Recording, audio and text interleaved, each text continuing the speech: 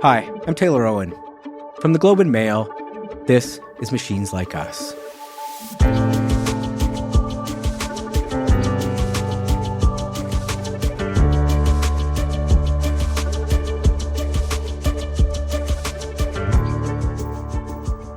If you listen to this show, I assume you pay at least a little attention to the world of AI. And if you follow AI, then you've almost certainly heard of Geoffrey Hinton. At this point, Hinton's story has become almost myth-like. While he was at the University of Toronto, he developed the foundations of modern artificial intelligence. And after a career in academia, he went to work for Google in 2013, eventually winning both a Turing Award and a Nobel Prize. I think it's fair to say that artificial intelligence, as we know it, may not exist without Geoffrey Hinton. But Hinton may be even more famous for what he did next. In 2023, he left Google and began a campaign to convince governments, corporations, and citizens that the thing he helped build might lead to our collective extinction. He's been sounding that alarm for more than 2 years. And now he thinks AI may already be conscious. But Hinton isn't just worried about our potential annihilation. He also believes that we're on the brink of mass unemployment, that our banking system is in jeopardy, and the machines are already poisoning our information ecosystem. But even though his warnings are getting more dire by the day, the AI industry is only getting bigger, and most governments, including Canada's, seem reluctant to get in the way.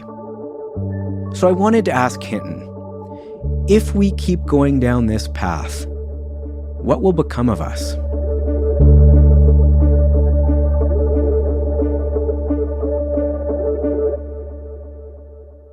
Geoffrey Hinton, thanks for being here. Thanks for inviting me. So I have to say I'm struck with a bit of cognitive dissonance talking to you. Like you're talking about the end of humanity, and we're just going to have a sort of casual conversation here about a technology. I mean, I feel the dissonance. Do you? It is a big cognitive dissonance. I don't know if you've seen the movie Don't Look Up, but it's quite similar to what happens in that movie. Yeah, and how do you navigate that? How do you see your position in this? I just do the best I can. I'm not a doomer in the sense that I think it's more or less inevitable we'll be wiped out. Like Yudkowsky, who just published a book saying, with a title something like, "If anyone builds it, we all die." I think that's crazy. Yeah, it was fairly categorical. I think that's crazy. We just don't know. We're coming to a time when we're going to have things more intelligent than us. Most of the experts agree that that will happen in between 5 and 20 years. And we just don't know what's going to happen. So the main point is we don't know, and we should be doing as much as we can to make sure good things happen. And I want to talk about that, what we don't know, why we don't know it, what things we could do to stop it. The one thing that seems clear, though, is that over the time you've been making these arguments and sounding these alarms, the pace of evolution of the technology has just exploded. It has only increased. How do you cope with that disconnect? I mean, just between the level of your warning and the severity of it and the fact that really very little friction is happening. In fact, quite the opposite. This industry is exploding. So you have to realize there's a big difference between something like AI and something like nuclear weapons. Nuclear weapons are only good for blowing things up. AI has many, many very good positive uses in healthcare and education, in almost any industry where you have data and you'd like to predict things. So we're not going to stop it because of all those good applications. So we're in a very tricky situation where some people are calling for us to slow down or stop it. And I don't think that's particularly realistic. I think what we have to do is try and figure out how we can live with it. And it's very hard to really get the full impact of it emotionally. I talk about it, but there's only one area, I think, in which I've really absorbed it emotionally, and that's in the threat to banks of cyber attacks. So I now spread my money between 3 different Canadian banks because I'm convinced that there's a good chance, I mean, it's not necessarily going to happen, but there's a good chance that we'll get cyber attacks designed by AI where we've got no clue what's going on, and they could bring down a Canadian bank. I assume that if they do, the other banks will get a lot more cautious. And is this because of a new technological capacity that you've seen emerge, or is it because you've seen an increase in cyber threats based on that technology? Or what's signaling that change in behavior? So there's been a huge increase in things like ransomware attacks. Also, between 2023 and 2024, there was like a 1,200% increase in phishing attacks. I'm now getting a lot of spear phishing attacks where they use details about me to make it look convincing. I often have to ask an IT guy, is this mail real? And he always says, no, it's a spear phishing. Yeah. But what worries me even more is a very good researcher called Jacob Steinhardt predicted in about 5 years' time, AI may well be designing its own cyber attacks that we have no understanding of. I want to come back to some of the risks you've identified and what some of their technological origins or causes are. But this has been a process for you in coming to both understand these harms and then to decide to speak out about them. And I'm wondering if you could walk us through a little bit of that process. At what point did you really become concerned that the technology you were working on, that you played a role in founding, had these potential downside risks? I only got really concerned at the beginning of 2023. I should have been concerned earlier, but I was having too much fun doing the research. And I thought it would be a long, long time before we had things as smart as us that had sort of general intelligence like us. What changed? The advent of the large language models, GPT-3, models at Google, like Palm, that could explain why a joke was funny. So that was one ingredient. And the other ingredient was research I was doing at Google on whether you could make analog computers do large language models, which would require a lot less electricity. And I realized there's a huge superiority that digital models have, which is that different copies of the same digital model can share what they've learned from their different experiences very efficiently, and people can't. If I experience something and I want to tell you what I've learned, I produce some sentences. That's a very slow way to communicate information. If two digital intelligences that are the same neural network experience different things, and if they've got 1 trillion connections, they're sharing information at like 1 trillion bits per sharing. Whereas when I give you a sentence, there's maybe 100 bits. So even if you perfectly understood what I said, you're getting 100 bits, whereas these digital intelligences are getting like 1 trillion bits. That's a difference of more than 1 billion, a factor of 1 billion. So they're incredibly much better at sharing information than we are. When you say they, what do you mean by a they? What's the they there? Large language models, a neural net running on some hardware, they can share information much, much more efficiently, which is why things like GPT-4 or Gemini 2.5 or Claude know thousands of times more than a person. It's because many different copies are running on different pieces of hardware. Suppose we had 10,000 people and they all went off to university and each person did one course. But as they were doing the courses, they could share what they'd learned. So at the end, even though each person's only done one course, all of them know what's in all 10,000 courses. That'd be great. And that's what digital intelligences have and we don't. And why did you only see that particular capacity in 2023? I was just slow at seeing things.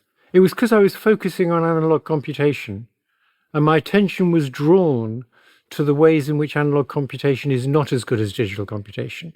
So our brains are basically analog.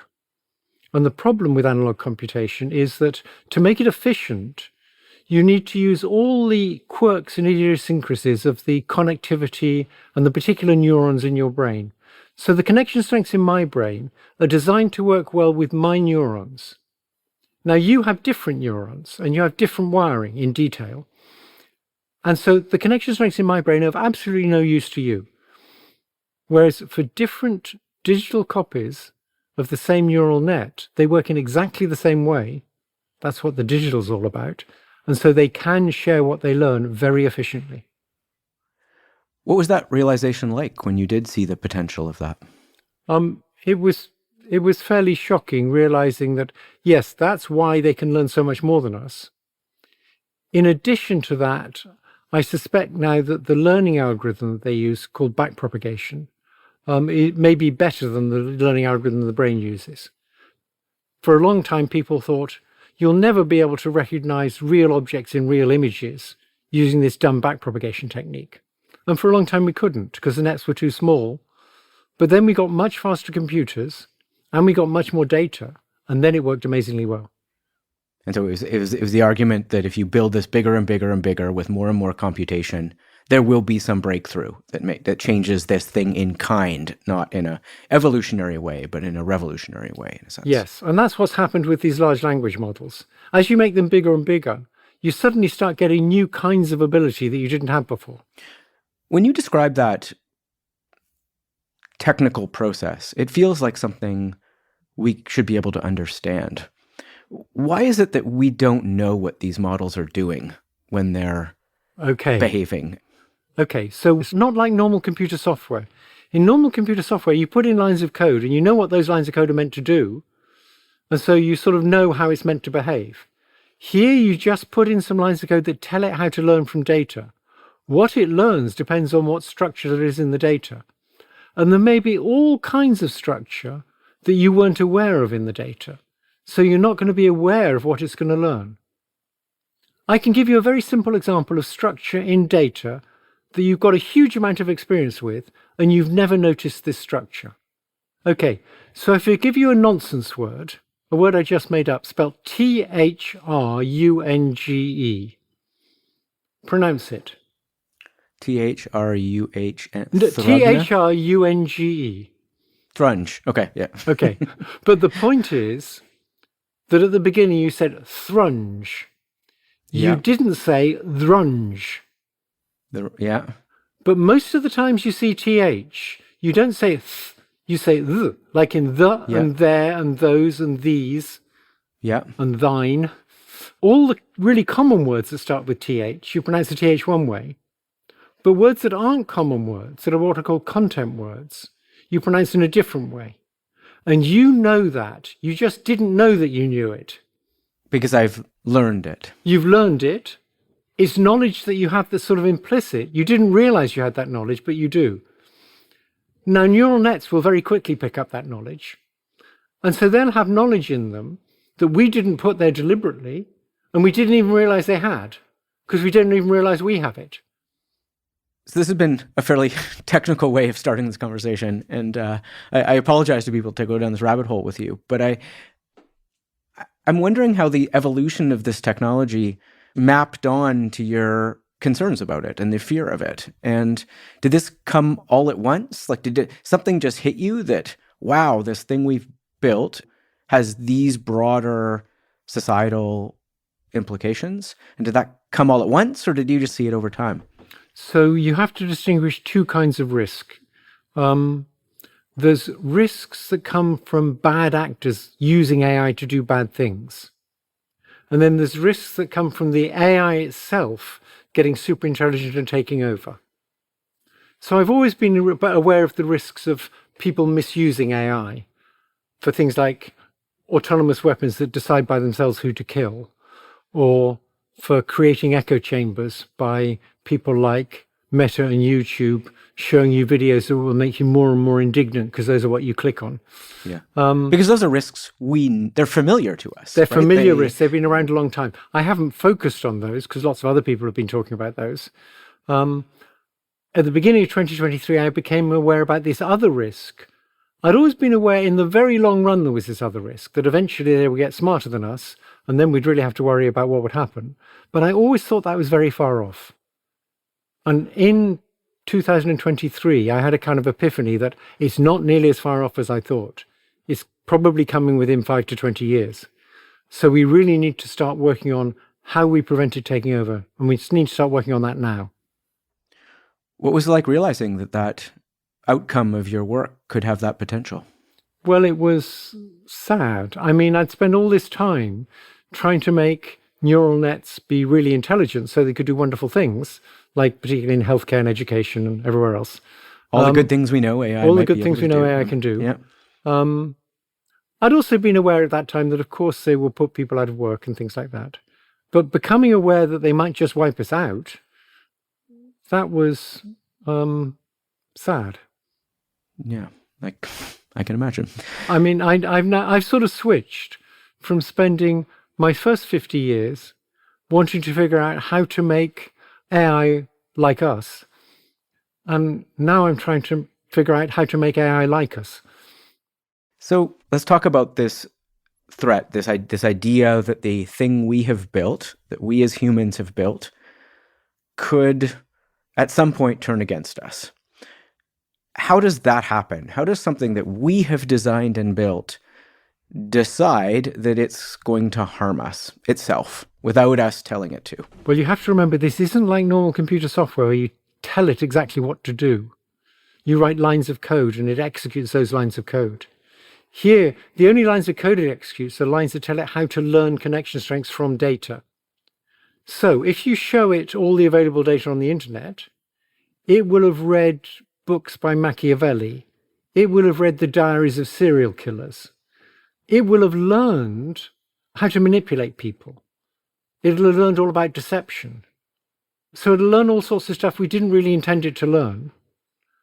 Also, if you try and make agentic AI that can actually do stuff like order things for you on the web, or send out requests to other AI agents to help it solve tasks, then to make an agentic AI, you need to allow it to create sub-goals. So for you, for example, if you want to get to Europe, a sub-goal is get to an airport. Once it can create sub-goals, it'll realize very quickly that there's two very sensible sub-goals to create.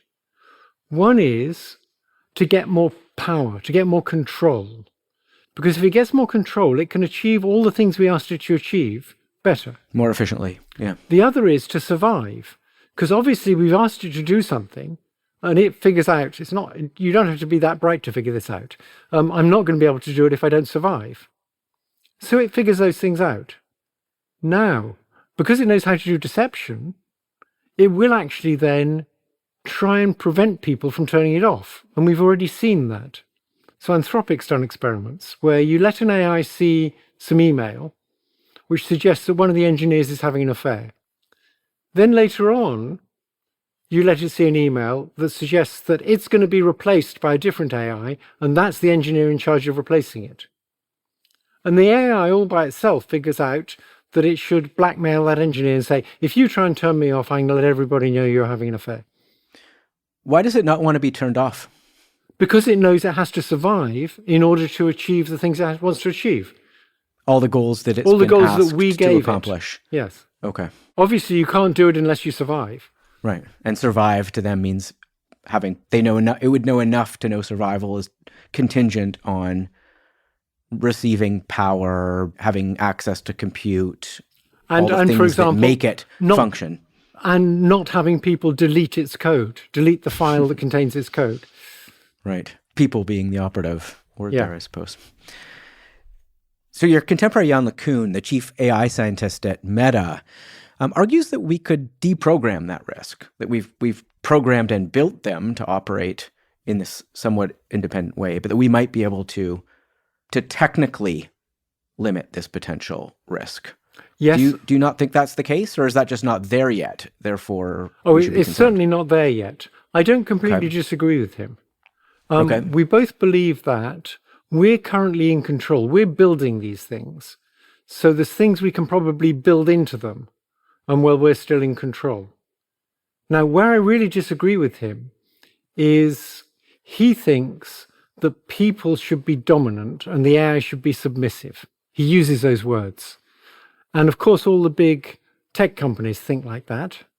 I don't think there's much future in that when you're dealing with something that's more intelligent than you and probably more powerful than you in that it can get other agents to do things. There's a different model, which is actually the only model I know of a more intelligent thing being controlled by a less intelligent thing. We have to face up to the fact they're going to be more intelligent, they're going to have a lot of power, and what examples do you know of more intelligent things being controlled by less intelligent things? Well, the only one I know is a mother and baby. The baby controls the mother for very good evolutionary reasons.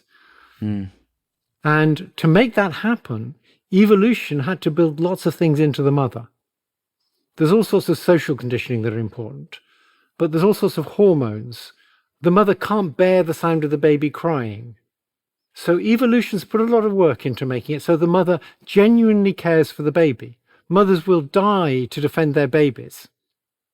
That's how we need AI to be. I think we need maternal AI.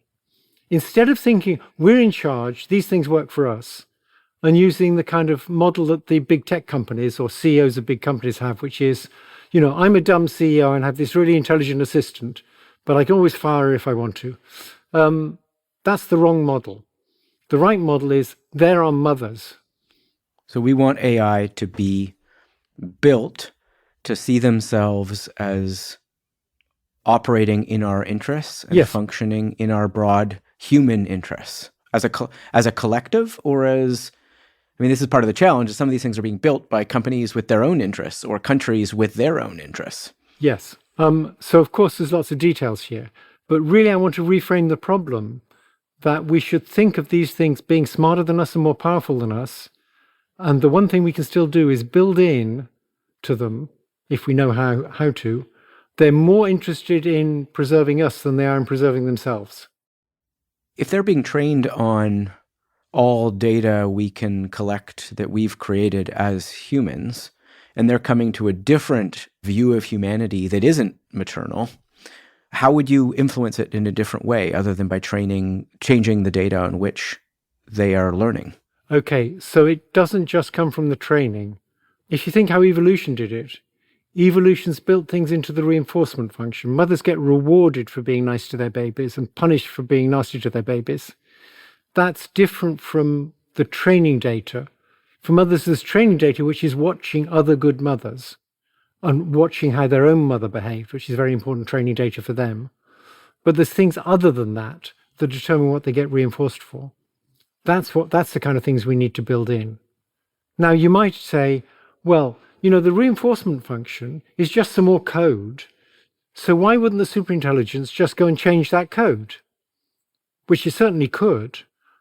But if you asked a mother, you can turn off your maternal instinct. Would you like to turn off your maternal instinct? Most mothers would say no. They'd figure out, they turn off their maternal instinct, the baby dies. They don't want the baby to die, so they're not going to turn it off. And so one hope is that the AI, even though it had the power to change its reinforcement function, wouldn't want to because it genuinely cared about people. I suppose if we're in a world of AGI, it might just take one to be the equivalent of a psychopathic mother, right? Who does make that decision that is against the interest of her child. Maybe all it takes is one. So it's fairly clear that the only thing that can control a superintelligent AI that goes rogue is another superintelligent AI. So we have to hope that most of them genuinely care about people. And when they see another one doing something that's going to destroy people, they take care of it. In much the same way as if you saw some politician who was pathological, you'd like the other politician to take care of them. Are there such a thing? Are there pathological politicians? No comment. I think we've seen a few. I want to pause on this because I find at this point in these conversations, it can be unbelievably disorienting for citizens listening to this kind of thing. Even just take your potential sort of differing views of you and Jan LeCun, who's the head of AI at Meta, who also played a real part in developing this thing, having a fairly fundamental disagreement about what its effect on us, on all of humanity might be. How on earth are citizens supposed to navigate that when you have two scientific giants of this field saying very different things about the future? Well, I think you should look at a whole bunch of different experts. So you should look at what people like Demis Hassabis think. The CEO of Google DeepMind. But how do we ensure that we can stay in charge of those systems, control them, put the right guardrails in place that are not movable by very highly capable systems that are self-improving? You should look at what Yoshio Bengio thinks. Another Canadian pioneer of machine learning. And one day, it's very plausible that they will be smarter than us. And then they will have their own agency, their own goals, which may not be aligned with ours. What happens to us then? Jan is in a minority among the experts in having the view that there's a negligible chance these things will take over from us. He's one of the, he really is an expert, but he's one of the few real experts who believes that. So you actually think there is a sort of broader consensus than I'm articulating here? Yes, I think there is. There's a pretty broad consensus that we'll get superintelligence in between 5 and 20 years. It might be sooner, it might be later, but a lot of the experts think it'll be somewhere in that window.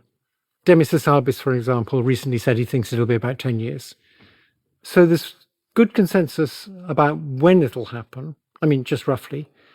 And many of them think there's a genuine danger of AI taking over, and it can't just be dismissed. Now, some of them, I believe, are fairly extreme. There's extremists in the other direction. So Yudkowsky believes it's almost certain to take over.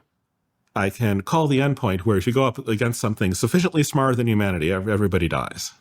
I think he had a recent book called something like, If Anybody Builds It, We All Die.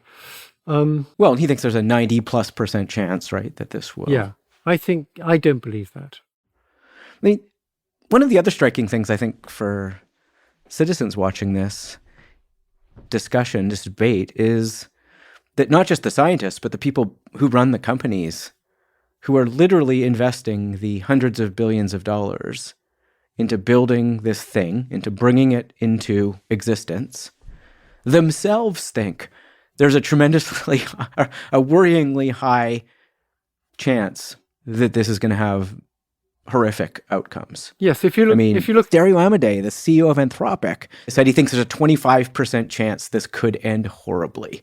Elon Musk has said that it probably will end badly, but at least he'll be there to see it. Like, these are the people who are in charge, for lack of a better term. And like, what are we to make of that? Like, why are they doing this? yes, Sam Altman has said similar things in the past.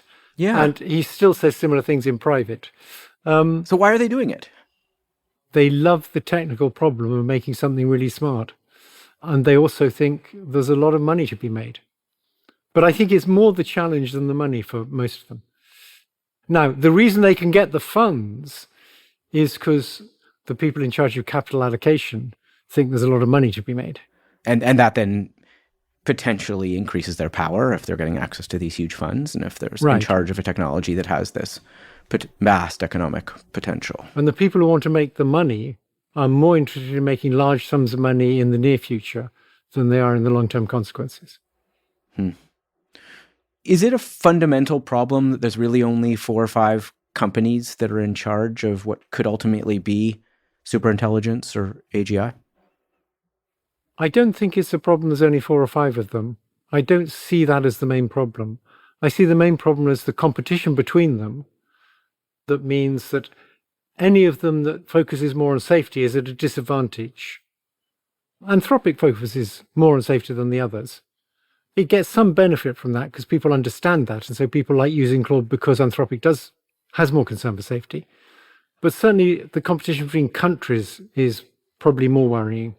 Even if all the US companies decided to be more safety conscious, it's not clear the Chinese companies would. And it's not clear that countries themselves have an interest in slowing this down either. I mean, we're seeing just a huge push from nation states as well to drive this forward fast. Again, you have to distinguish between 2 kinds of AI risk. So there's the risk due to bad actors when different countries are anti-aligned. So they're all doing cyber attacks on each other. They're all trying to influence each other's elections. So they're anti-aligned there and they won't collaborate there.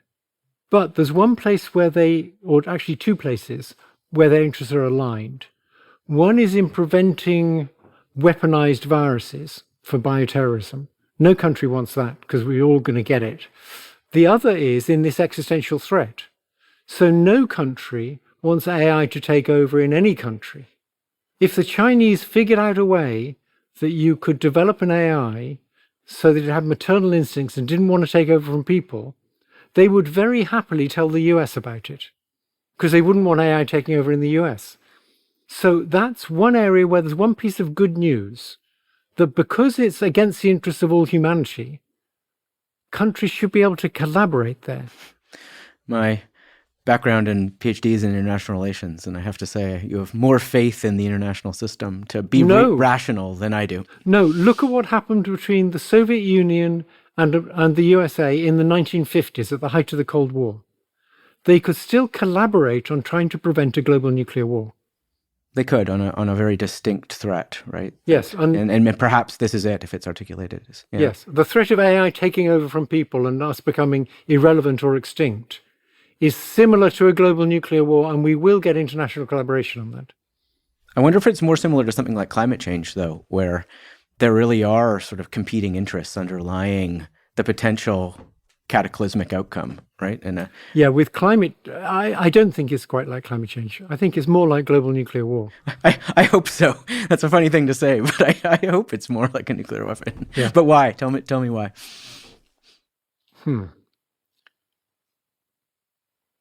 Okay, I have to think hard about why I think there's a difference. Just intuitively, I think there's a difference.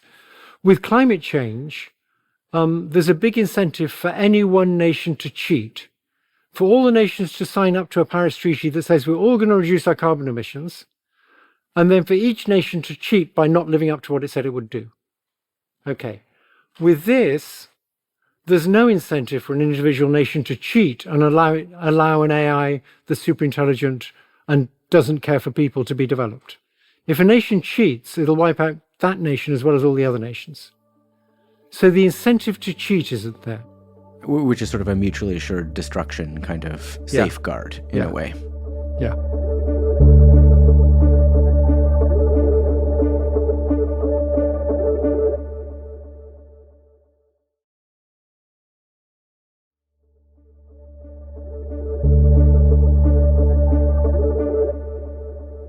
So switching gears a little bit, if an AI does take control like this and decides that it is going to exert power control over us, over humans, does this mean that it has a sentience? Has it decided to do this? Okay. I'm hesitant to talk much about sentience because my views are different from the views of the general public. And I don't want people thinking I'm totally flaky because I want them to listen to my other warnings. But what I will say is this. So some people believe the earth was made by God 6,000 years ago, and other people think that's wrong. And the people who think it's wrong are pretty confident that it's wrong. I'm that confident that most people's view of what the mind is just completely wrong. How so? So most of us think, we could talk about various things. We could talk about sentience, or we could talk about consciousness, or we could talk about subjective experience. Are they three fundamentally different things? They're all closely related. So let's talk about subjective experience. Okay.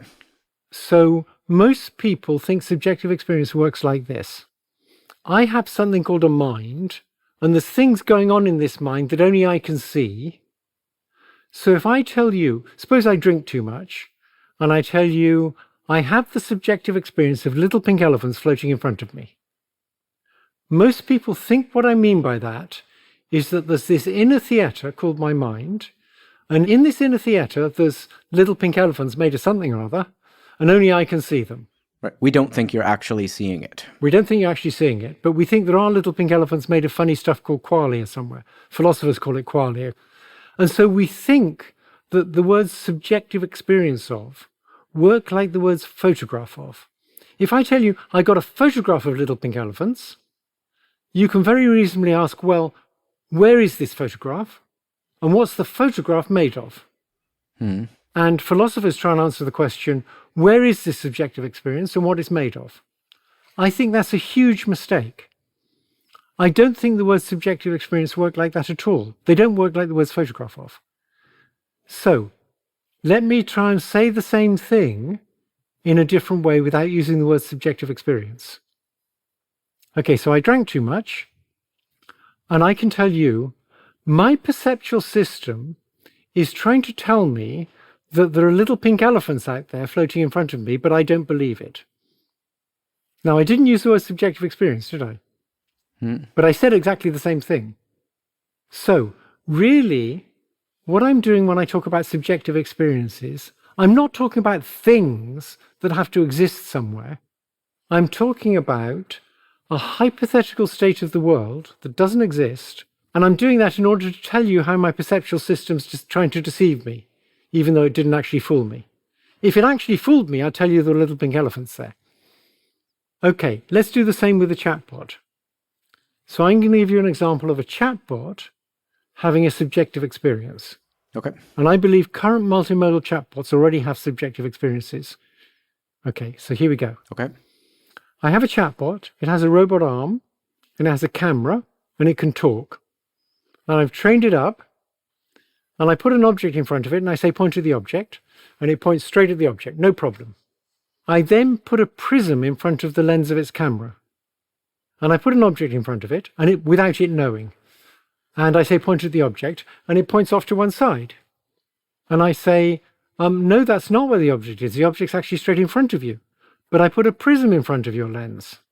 And so the chatbot says, oh, I see. The prism bent the light rays. So the object's actually straight in front of me. But I had the subjective experience. It was over there. Now, if it said that, it would be using the word subjective experience in exactly the way we use them. Because it would be saying, I've now realized my perceptual system is screwed up. The prism screwed it up. And if there really was an object over to the side, my perceptual system would be functioning properly, but it's not functioning properly. So this object over to the side is just a subjective experience. But as an experience isn't a thing. It's a bit like saying, I assume you like candy, right? Mm-hmm. Most people like candy. Yeah. Okay, so you like candy. So suppose I said, well, he likes candy, so there's a like somewhere. Because he likes candy, so there has to be a like. This is a thing called a like. There's a thing called a like. And what are likes made of? I mean, I know what candy's made of. That's made of sugar, right? But what are likes made of? Thinking that because you like candy, there has to be a like somewhere is silly. There isn't a thing called a like. But we do enjoy some things over others. Yes. Could a chatbot ever enjoy some things over others? Absolutely. So if a chatbot's playing chess, it much prefers some board situations to others. But is that just because it has a better chance of winning based on those board placements? Well, that's why I enjoy. Is that a purely That's rational? why I enjoy chess positions, because I have a better chance of winning. But that's more of a rational, isn't it? Strategic analysis of objective it's been given, which is to win a chess game, as opposed to you're still living with the idea that there's this internal thing called an enjoyment. Yeah. Okay, so what you're saying is even my liking candy isn't in and of itself. There's not a function. There's not a thing called a like. No, there's a set of preferences that are derived from a whole host of chemical reactions in my body and neurological firings based on those. Yeah. And when we have emotions, there's two aspects to an emotion. There's a kind of cognitive aspect and there's a physiological aspect. So if you get embarrassed, your face goes red and maybe your skin starts sweating. That's the physiological aspect of embarrassment. And I could build a machine that doesn't have that. It doesn't have a face that goes red and it doesn't sweat. But it could still have all the cognitive aspects of embarrassment. When you're embarrassed by a situation, you try not to get in that situation in future. And you try not to let the people you care about know that you got in that situation. You hope they never heard that you said that. So a machine can have all of those cognitive aspects of an emotion.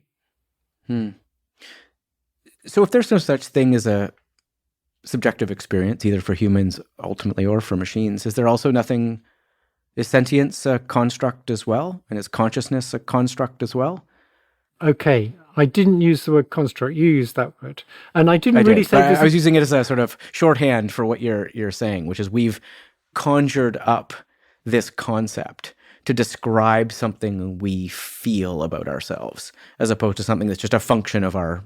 So I think what's happened is we have a model of how the mind works, and we're so committed to that model, we don't realize it's a model and that it could be wrong.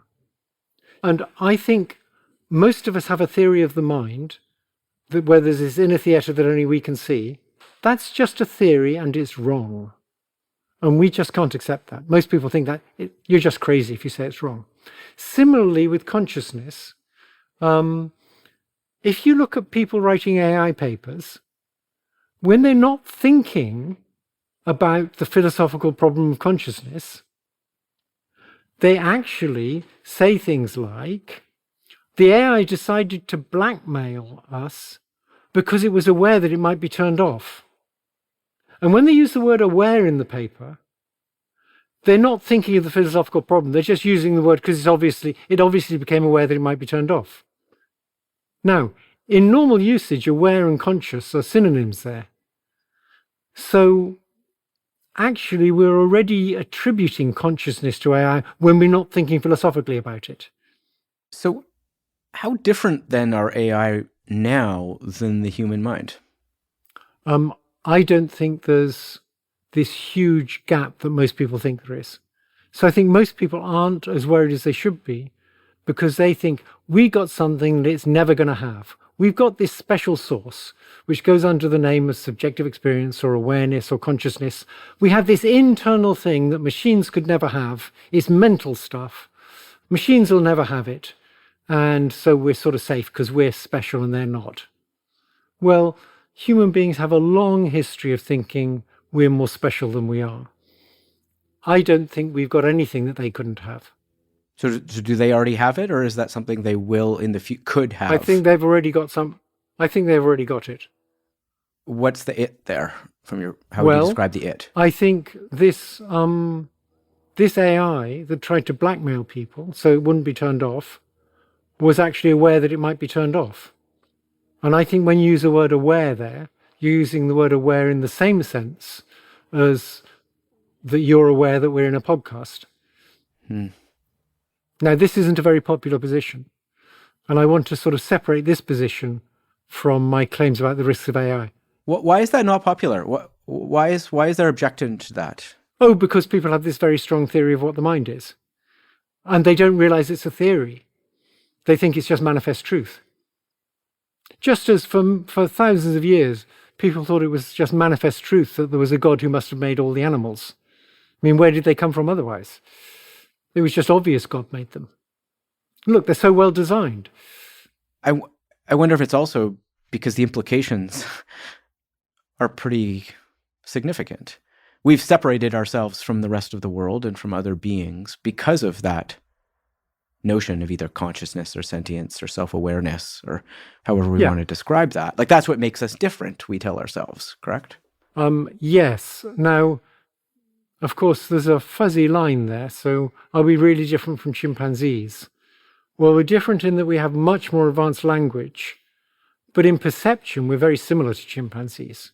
You know, if I get drunk and see little pink elephants floating in front of me, I'll bet you if a chimpanzee gets drunk, it sees things too in the same sense. It has incorrect perceptual experiences. Right. And chimpanzees do get drunk. Yes. The other thing we do, though, is because we think we are different, and partly because of how we think our minds work, frankly, we give ourselves a different set of rights. Do you think those should transcend to the AI that we have built? So that's the next issue. I agree. We're getting onto, this is like walking out onto thinner and thinner ice. Well, hopefully we stay afloat. So initially I thought, well, look, if they're smarter than us, they ought to have rights. So I thought the term humanism was a kind of racist term that's saying only humans should have rights. I don't think that anymore. Because I think, well, we're human, and what we care about is humans. I'm willing to eat cows because I care much more about humans than I do about cows. Similarly, I care more about humans than I do about superintelligences. So I'm quite happy to try and construct superintelligences that are maternal towards humans. I don't think we'll be able to make them weaker than us, and they'll be smarter than us, but I think because we're humans, it's fine to try and make them care about humans. Now, if they ever did want to get political rights, things would turn very nasty. If you look in the past, when people whose skin was a different color wanted political rights, there was violence. When people whose sex was different wanted political rights, there was violence, not so much. These things are going to be very different from us. Although they're similar in many ways, they're going to be a lot more different than just having a different colored skin or different genitalia. And so I think you could expect there to be lots of violence if they wanted political rights.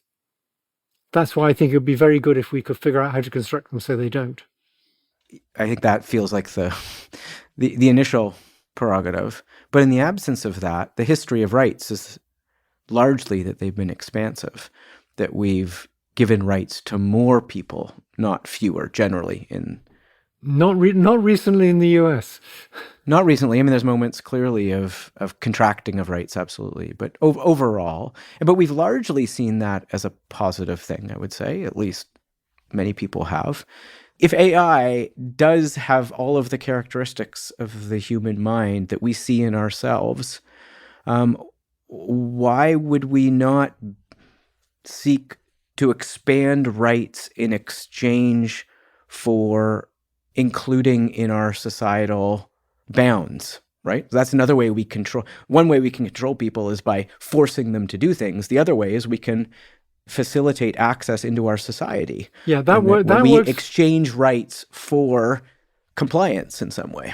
That works fine if the other people you're giving rights to are not clearly going to be much more intelligent and much more powerful than you. So you can hope to make a deal, a social contract, where they get rights and then everybody lives happily ever after. That's not going to happen with superintelligence. It's in a different category. Yeah, it's in a different category. Okay, at the risk of going on thinner ice, I'm going to bring us back onto thicker ice in a sense. And I want to talk a little bit about some of the risks you've talked about. We've talked about an existential one, and earlier you mentioned some of the more tangible short-term risks, and you mentioned cybersecurity threats. But I have the longer list you've described in front of me, and I want to touch on a couple of them that I find particularly interesting. I mean, one is a problem of our public discourse and our democratic discourse, and the way AI can shape what we know as citizens in a democratic society. And this is not a new problem, right? We know that major platforms are shaping our discourse. We know the role we're all familiar now with algorithmic amplification of harmful content and filter bubbles and all these things we know exist. How does chatbots make that worse? Can you imagine a world where chatbots are playing a fundamental role in shaping what we come to know as citizens? Well, chatbots, for example, make it easy for people to create convincing text that looks like it comes from a person.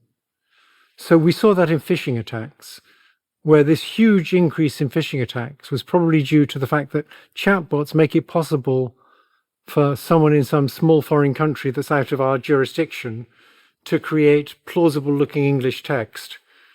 Previously, you could find the spelling mistakes and the syntax errors and know that it wasn't real. Now you can't.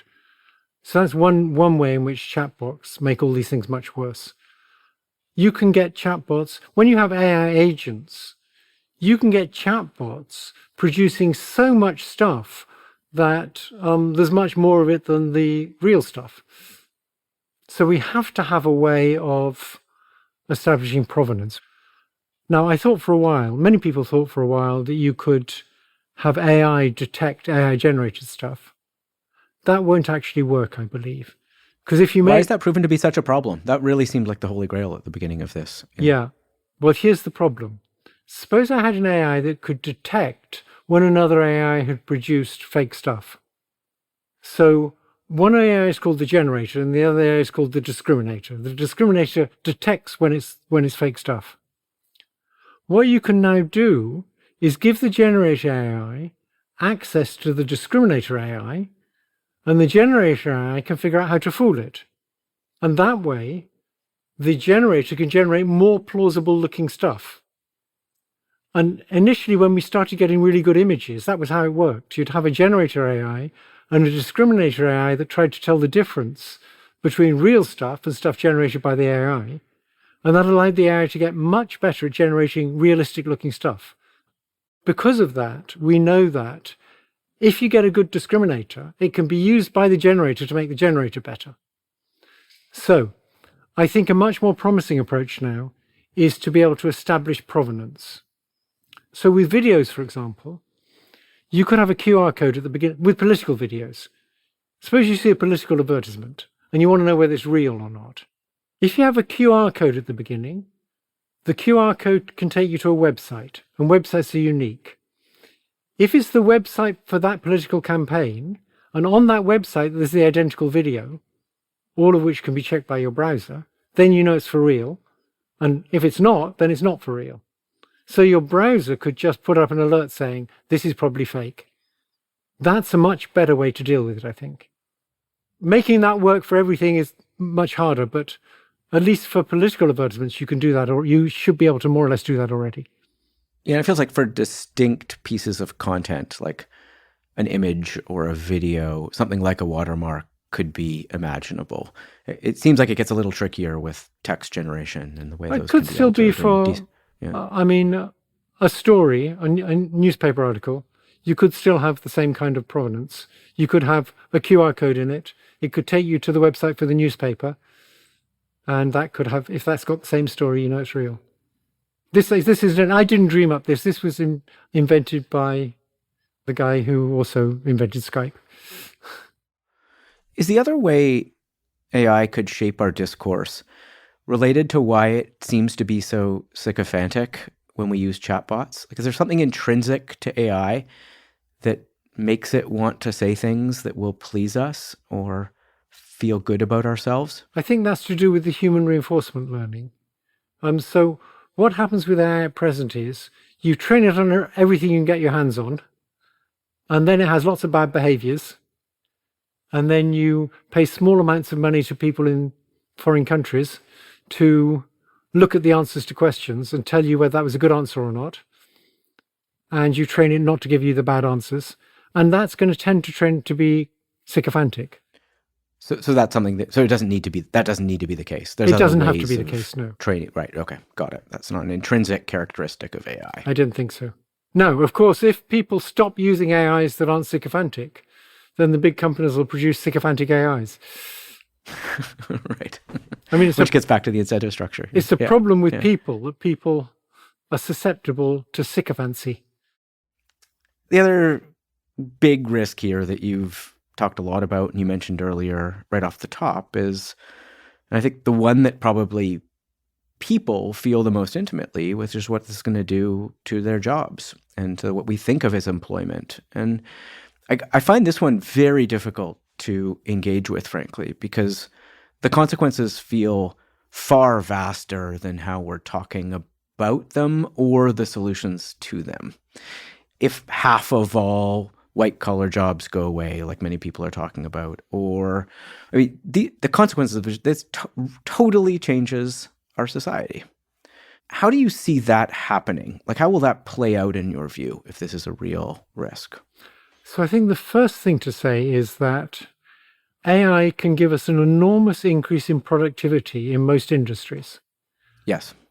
And it shouldn't be that a big increase in productivity is a bad thing.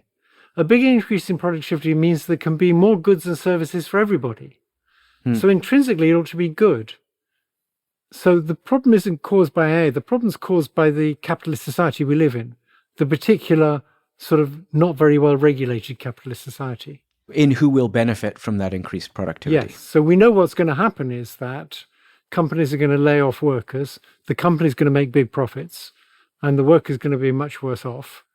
And even if we can get universal basic income, that'll just allow people to eat and pay the rent. But the dignity that comes from having a job will be lost. And for many people, that's both a source of their personal dignity and a source of a lot of social contact. So all of that will be lost, and that'll be a terrible thing. But that's not AI's fault. Well, it's perhaps our fault for enabling a technology that we think we're not prepared to mitigate the harms of. Yes, maybe. And what's the solution to that? Is there anything we can do about it? Or is it really just we need to change our economic system? Is it just we need to fix capitalism? Well, one distinction you can make is there's actually two kinds of tasks. There's ones where there's an elastic market. So in healthcare, for example, suppose I made a doctor and a nurse 10 times as efficient. They could get 10 times more done. We'd just all get 10 times as much healthcare. Old people like me can absorb endless amounts of healthcare. So there's not going to be an unemployment problem there.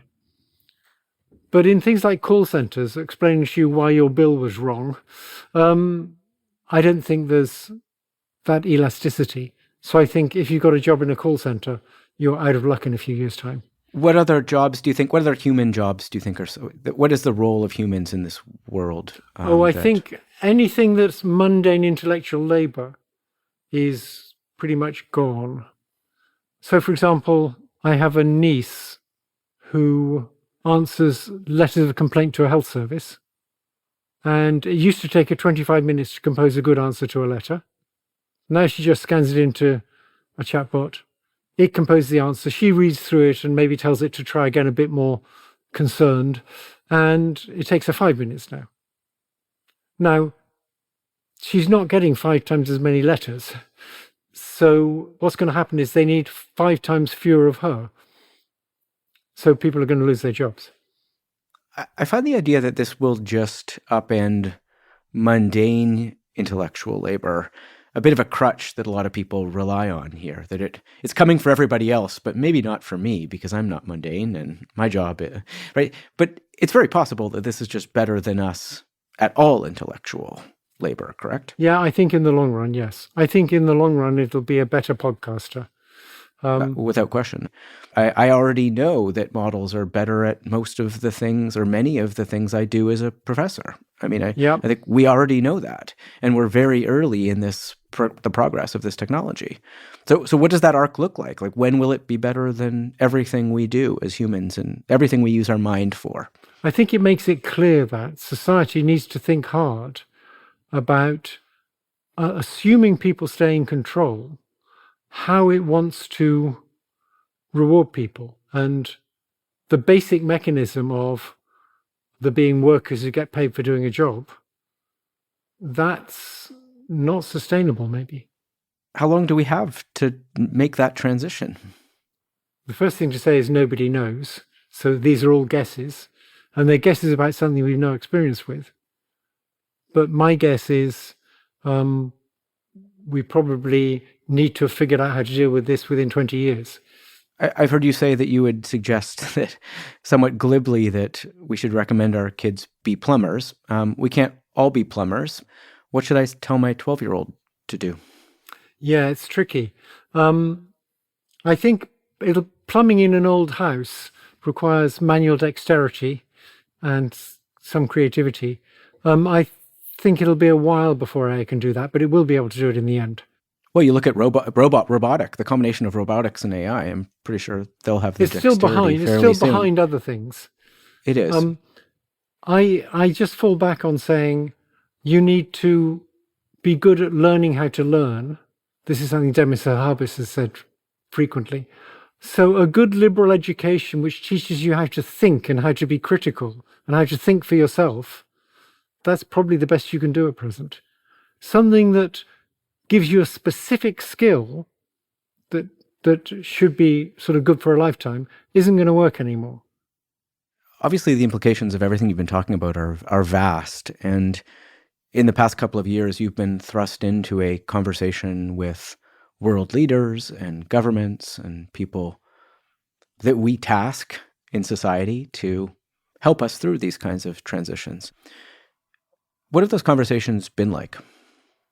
Some of them have been encouraging. I actually had a long conversation over dinner with Justin Trudeau, and he was actually a high school math teacher at one point. So he actually understands some math. And I was surprised. Most of the conversation, he just wanted to understand how AI worked. And I was able to explain a lot to him because he understands some math. He was also interested in what could Canada do. And there was quite a sensible scheme. I don't know if it will ever happen, which is on James Bay, there's a lot of capacity for hydropower that hasn't been exploited yet. And one reason it hasn't been exploited is because you need to put in transmission lines. But if you had a data center right there, you could have a power station, hydropower and a data center, and maybe the Canadian government could put in the infrastructure in return for one of the big companies running it and giving Canada some of the cycles, like 10% of the cycles. so that Canadian researchers and startup companies could get significant computational resources. But that's how we build and scale more of it quickly and this accrue was, some of the economic benefit of it. That's not this wasn't about risk. how him as our leader helps us as a society navigate the things you're talking about, which are massive potential disruptions. When I was talking to him, it was before we were talking about risk. At that point, we were talking about how do we keep Canada up there with the leaders in AI. I talked much more recently to Bernie Sanders. He and I have very similar views, and he hadn't really appreciated the existential threat, and I think now he does. I'm going to talk to him more in November. Probably the most impressive person I talked to was a member of the Chinese Politburo. So there's 24 people on the Politburo who kind of run China. I think currently, most of which are engineers, right? A lot of them are engineers. So I think at present, leaders in China, partly because they have more engineering background, are far more understanding of this threat than leaders elsewhere. And yet more broadly, I mean, there really does seem to be a disconnect between the governance strategy around AI of most governments and the types of risks you're talking about. I mean, in Canada right now, we're, like most Western democratic countries, seem all in on an adoption agenda, right? The core goal objective of government policy is for us to use more of this technology. Not entirely. So I talked to Evan Solomon recently. Evan Solomon, Canada's AI minister. Tell me about that conversation. Obviously, he has this problem of the conflict between regulation and innovation. And if you regulate strongly in Canada, all the startups will move to the States. I'm glad I'm not in his situation.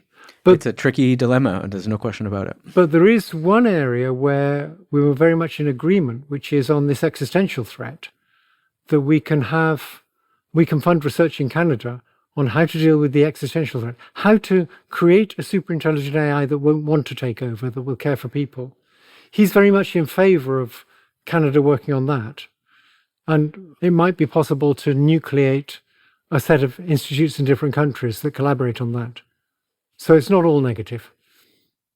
What about on the more tangible, immediate harms? It seems there's some real risks that you've outlined, like joblessness to start, or even kids talking to chatbots and safety issues around those that are leading to friction in the adoption agenda, right? Like, even if your policy as a government is for us to all use it more, surely some of getting us to do that or convincing us to has to be governing the downside risks of that very adoption. Yes, obviously we need strong regulations of things like that.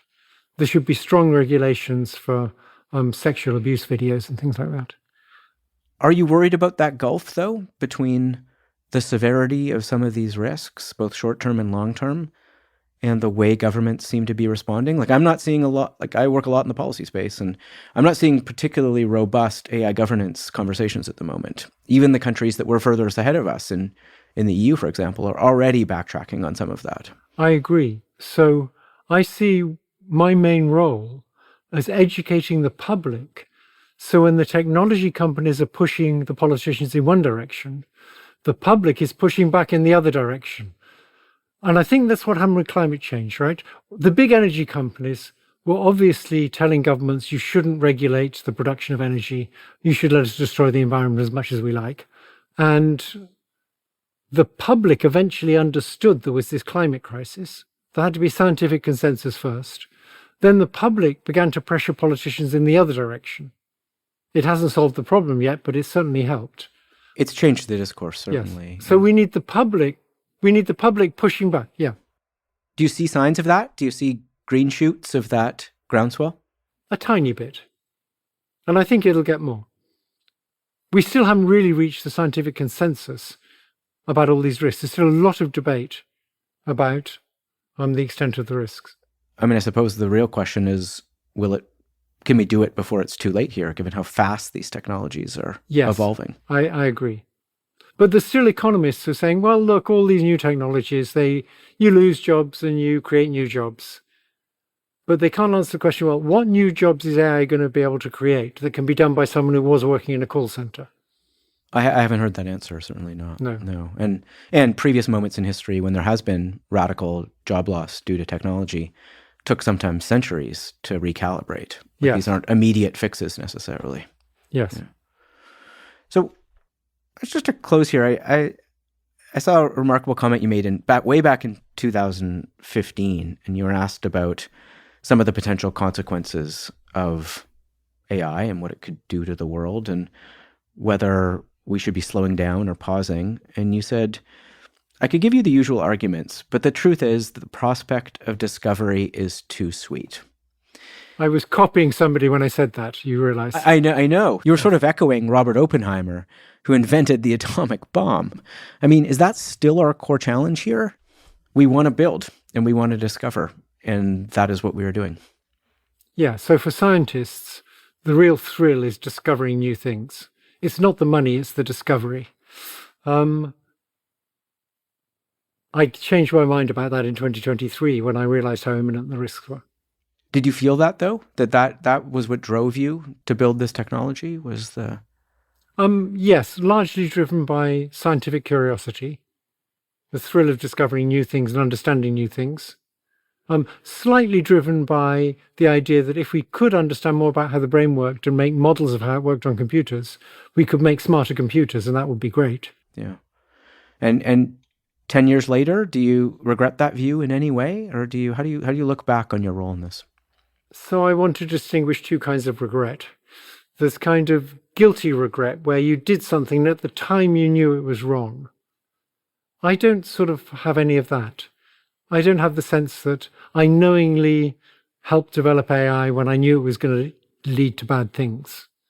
It's just sad that now it's been developed, you can see all the bad things it's leading to. So in that sense, I have regret, but it's more sadness that this thing that should have been wonderful turns out to have all these nasty consequences.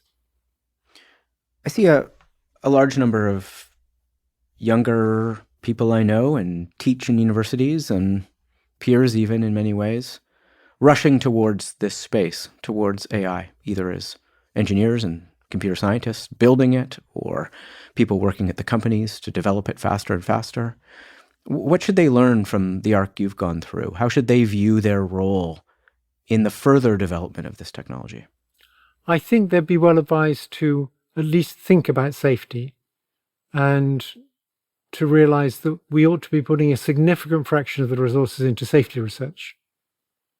But I don't think we're going to stop the development of AI. I think there's too many good uses and the big companies are planning to make too much money out of it. And there's competition between countries. It's going to be very important militarily. So we're not going to stop the development. We have to figure out whether we can develop it safely. Are you scared? Not for me, but I am for my children. Me too.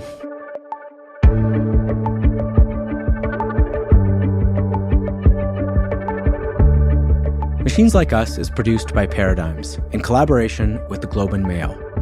The show is produced by Mitchell Stewart. Our theme song is by Chris Kelly. Our executive producer is James Millward. Media sourced from Time, TED, and Robertson Earhart. Special thanks to Angela Pacenza and the team at the Globe and Mail. If you liked the interview you just heard, please subscribe and leave a rating or a comment.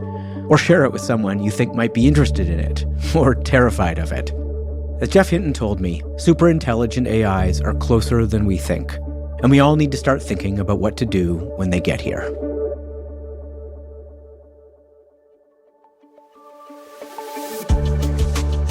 Machines Like Us is supported by the Max Bell School of Public Policy at McGill University.